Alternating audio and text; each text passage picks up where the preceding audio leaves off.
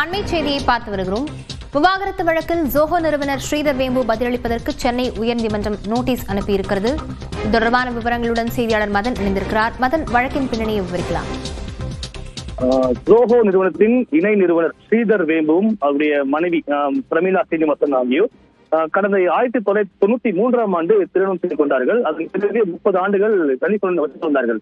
அதன் பிறகு 2019ஆம் ஆண்டு ஸ்ரீதர் வேம்பு இந்தியா திரும்பிவிட்டார். அதன் பிறகு 2021ஆம் ஆண்டு கலிபோர்னியா அந்த நீதிமன்றத்தில் இந்த விவாகரத்து வழக்கு தொடரப்பட்டது. இந்த நிலையில்தான் அந்த வழக்கில் தனக்கு உதவ வேண்டும் என்று சென்னை உயர்நீதிமன்றத்தில் பிரமிளா தரப்பில் இந்த ஒரு மனு தாக்கல் செய்யப்பட்டுள்ளது.